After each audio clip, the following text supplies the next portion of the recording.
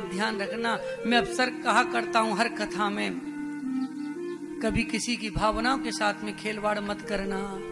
और भावनाओं के साथ साथ जब कोई भजन पूजा पाठ में बैठा हो तब और मत करना। और भूल से वो रो गया और रोने के बाद में अगर उसने उससे कह दी, समझ लेना आपको कोई बचाने वाला फायदा नहीं। ये प्रत्यक्ष प्रमाण है। कभी गरीब की आंखों में हमारे कारण आंसू नहीं आ जाए, ये ध्यान रखना। अगर वो रो गया और रोने के बाद में उस परम ब्रह्म परमात्मा से कह दिया तो सज्जनों हमारा विनाश निश्चित है, हमें कोई रोकने वाला नहीं। इसीलिए बोलते हैं सेहत के लिए अच्छा होता है जल्दी जगना, चाहे अहंकार में जगो चाहे सुबह भक्ति के लिए जगो। शरीर के लिए अच्छा होता है और पढ़ने वाले बच्चों के लिए तो विशेष अच्छा होता है, जल्दी 4 बजे जग करके पढ़ाई की जाए। मैं तो यहां तक कहता हूं कि सबके लिए अच्छा होता है 4 बजे। और वैसे तो खैर जगते होंगे जन्नी पर बेचारे मोहल्ला वाले, अब तो 2 दिन से 4 बजे तो जगते ही होंगे, क्योंकि हमारा ये साउंड वालों भैया 4 बजे हनुमान चालीसा चला दे। तो ये सेहत के लिए भी अच्छा है, शरीर के लिए भी अच्छा है और हमारे कल्याण के लिए भी अच्छा है। और यहां तक शास्त्रों में वर्णन है कि आयु के लिए भी अच्छा है, निरोगी काया होती है। तो मैं प्रातः 4 बजे उठ करके अपना भजन कर रहा था, उसी समय मेरी मैया ने आकर के मेरे को झंझोर दियो और जैसे झंझोरा और मैं रोने लगा। हे भगवान, ऐसी मैया तो नहीं हो तो ही ठीक है, मेरी भजन पूजा पाठा में दुविधा बन के आ जाए। और मैंने ऐसे अपनी वज्रवाणी मुख से बोल दिया और बोलने के बाद में वो मेरे वचन से जो शब्द निकले वो सत्य घटित घटना हो गई। संध्या के समय में मेरी माँ गोदोहन करने के लिए गई, गाय का दूध निकालने के लिए गई और घास में जाकर के एक काला सर्प जाकर के बैठ गया। और जैसे ही मेरी मैया गोधोहन के लिए जाती है तो क्या देखती है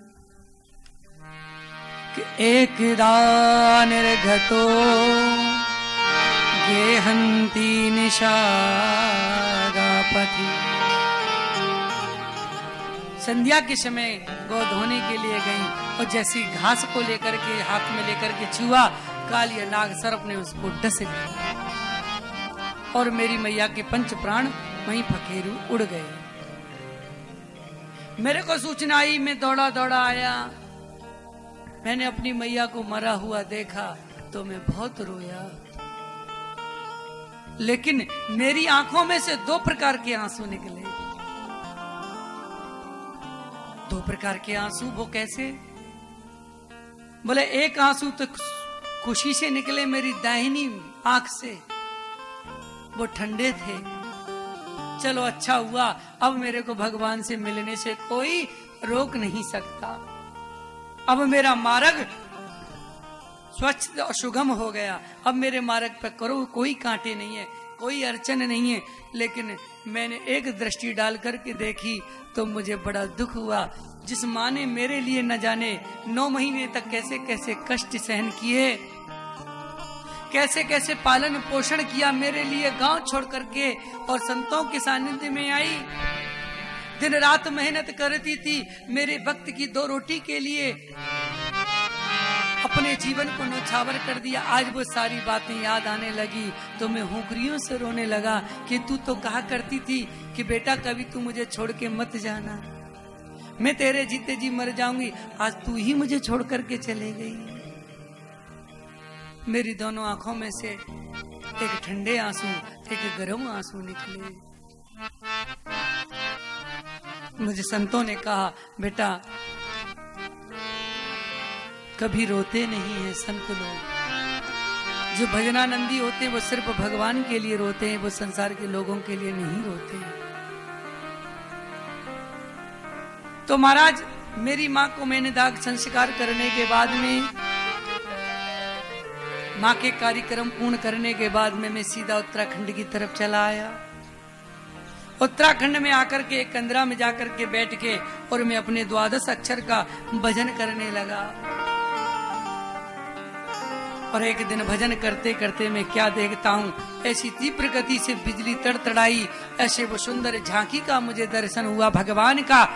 और ऐसी प्रकाशमय झांकी देखी, मैं मगनमस्त होकर के नाचने लगा, कूदने लगा। मुझे ठाकुर जी के एक पल के लिए झांकी के दर्शन हुए। मेरे शरीर में बिजली जैसी दौड़ने लगी, चमचमाने लगी। मेरे जीवन में एक नई खुशी की तरंगे भरने लगी। जैसे महाराज सागर में हिलोरें आती हैं, तरंगे आती हैं, आंखों में से आंसू बह रहे हैं और मैं हंस रहा हूँ, कभी रो रहा हूँ। एक पल के लिए वो झांकी का मुझे दर्शन हुआ और दूसरी पल के लिए कुछ भी नहीं। मैं रोने लगा, तड़पने लगा। सज्जनों, जितनी तड़पन हमें अपनों से मिलने के लिए होती है, जितनी तड़पन हमें प्रेम करने में जब प्रेमी से मिलने के लिए होती है, और खास वही तड़पन अगर गोविंद से मिलने के लिए पैदा हो जाए ना, समझ लेना भगवान आपके हृदय में ही नृत्य कर रहे हैं। मैं रोने लगा, आकाशवाणी हुई, भैया बालक रामदास, अभी तेरे कर्म शेष बाकी हैं, अभी तू मुझे प्राप्त नहीं कर सकता इस जन्म में। अगला जन्म जब तुझे मिलेगा तो देवर्षि नारद के रूप में तुझे जन्म लेगा, ब्रह्मा जी के मानस पुत्र बन करके आओगे, क्योंकि तुमने 1.25 करोड़ 12 अक्षर मंत्र का जाप कर लिया है, उसका प्रभाव यही है। आकाशवाणी ने वो जो शब्द मेरे कानों में गए, मैं समझ गया कि भगवान के भजन के बगैर जीवन में कल्याण हो ही नहीं सकता, चाहे तुम कितनी भी संपत्ति क्यों न कमा लो। और आज वही संतों के आशीर्वाद से, गुरुओं के आशीर्वाद से, गुरु कृपा से, और देखो ये बालक रामदास एक दासी का पुत्र और स्वयं चतुर्मुखी ब्रह्मा का मानस पुत्र बन करके तुम्हारे सामने खड़ा है। तो गुरु गोविंद दोनों खड़े, काके लागू पां, बलिहारी गुरु आपने, तो गोविंद दीन बता। तो गोविंद की कृपा से मुझे अच्छे सदगुरु मिले। जीवन में गुरु होना बहुत आवश्यक है। लोग कहते हैं कि गुरु की आवश्यकता क्या है। लोग से पूछा कि तुमने कभी गुरु बनाया, बोले ढूंढ रहे हैं हम गुरु जी को, अच्छे से गुरु जी मिल जाएंगे उसी दिन मना लेंगे। जब तुम ही गुरु जी में सब कुछ ढूंढ लेंगे तो गुरु जी तुम्हारे अंदर क्या ढूंढेंगे। जब तुम ही गुरु के अंदर सारी चीजें ढूंढ लेंगे तो गुरु फिर तुम्हारे अंदर क्या ढूंढेंगे। तो जीवन में गुरु बनाना बहुत जरूरी है। कोई जरूरी नहीं है कि गुरु तुम्हें मिलेंगे। ढूंढने से कभी गन्ना की खेती में जाओगे तो गन्ने नजर आएंगे, वहां तुम्हें गन्ना पसंद ही नहीं आएगा। तो इसलिए गुरु को ढूंढा नहीं जाता, गुरु को पाया जाता है। तो गुरुओं की कृपा से संत नारद बन करके मैं तुम्हारे सामने आया हूं, और आप अब गुरुओं का सानिध्य लीजिए मेरे कहने से और श्रीमद् भागवत कथा की रचना कीजिए। नारद जी की बात सुन करके उनमें उमंग सी आई और वेदव्यास जी एक सरोवर में जाकर के स्नान करने के लिए गए। स्नान करके पुनः वापस आए। भगवान नारायण ने जो 4 श्लोक वाली भागवत ब्रह्मा जी को दी, ब्रह्मा जी ने वही 4 श्लोक वाली भागवत नारद जी को दी, और नारद जी ने वही 4 श्लोक वाली भागवत महर्षि वेदव्यास जी को दी। और वेदव्यास जी ध्यान लगा करके माँ सरस्वती का ध्यान करते हैं, गणेश जी का ध्यान करते हैं, और सरस्वती नदी के किनारे बद्रीनाथ धाम में जाकर के बैठ गए और श्रीमद् भागवत जी की रचना करने लगे। गणेश जी से बोल दिया मैं स्नान ध्यान करके आता हूं, जब तक तुम इस मंत्र को लिखना। गणेश जी लिखते जा रहे हैं। केसर की शाही मोर की पंखी से भोजपत्र पर मां सरस्वती ज्ञान की भंडार हैं, वो सुंदर ज्ञान का प्रवेश करती जा रही है। 4 श्लोक की भागवत का व्याख्यान करके 18,000 कर दिया महर्षि वेदव्यास जी ने।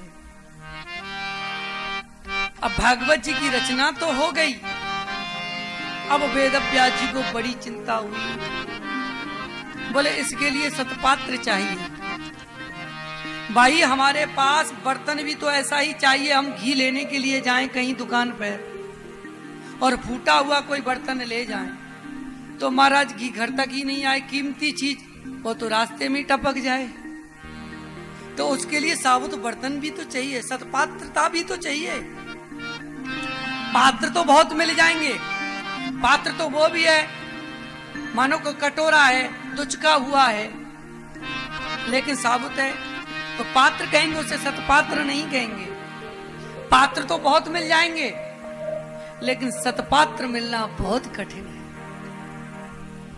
बोले इसे संभाल करके रखे, समाज का कल्याण करे, निस्वार्थ सेवा करे, जिसका कभी अपने में यही नहीं हो कि ये सब कुछ मैं कर रहा हूं, मैं नाम उसके जीवन से मिट जाए, उसी को सतपात्रता कहते हैं। समाधि में बैठे ध्यान आया कि मेरा पुत्र सुखदेव है इसका अधिकारी, उसने काम क्रोध मोह दम सबको जीत लिया है। क्योंकि भागवत जी कौन कि विरक्तो वैष्णवाणा, विरक्त होना चाहिए आसक्तियों से, वैष्णव होना चाहिए, ब्राह्मण होना चाहिए, जितेंद्रिय होना चाहिए।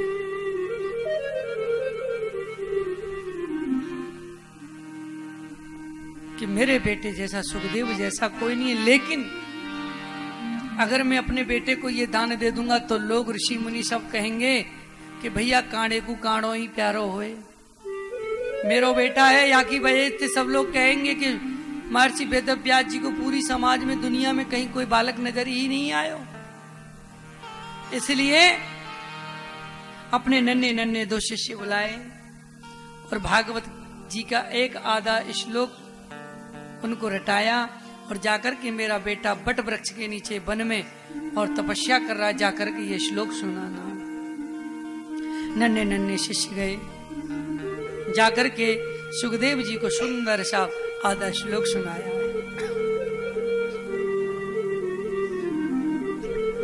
कि बरहा पीडम नटवर बपू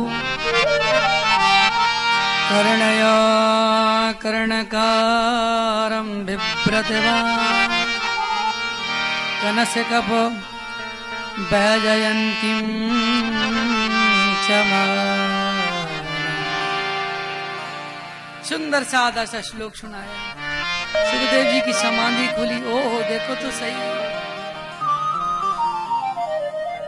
कि बरहा पीडो नटवर बपू,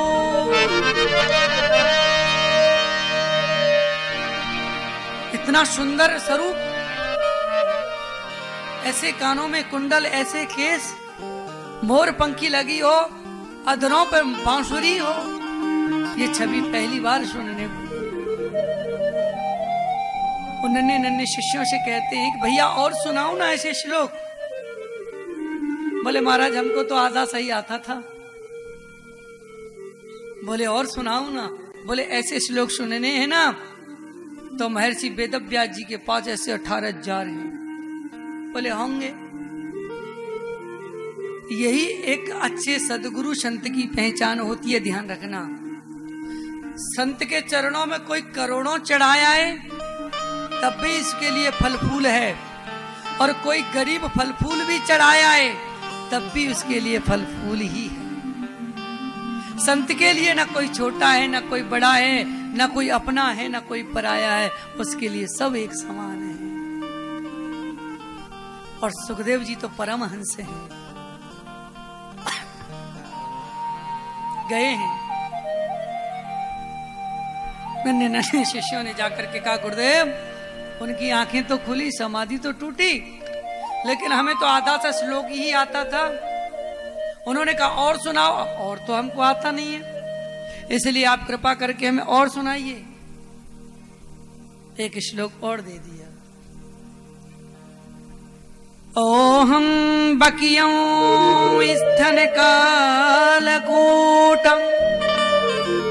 ओहो देखो तो सही, उस पूतना को जो स्तनों पर जहर लगा करके आई थी लाला को पिलाने के लिए, कन्हैया को मारने के लिए।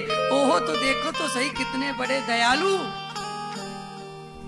जो जहर लगा करके बच्चे को मारने के लिए आई हो, उसे माता की गद्दी प्रदान की।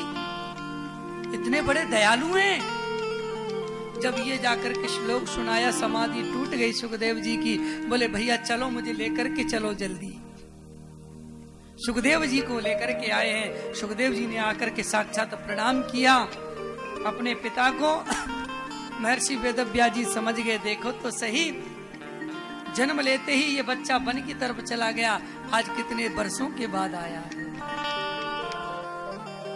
सुखदेव जी को देख करके महर्षि वेदव्यास जी गदगद हो गए और कहा, बेटा ये 18,000 श्लोक हम तुम्हें दे देंगे, लेकिन उससे पहले तुम्हें जनक महाराज के यहाँ जाना होगा।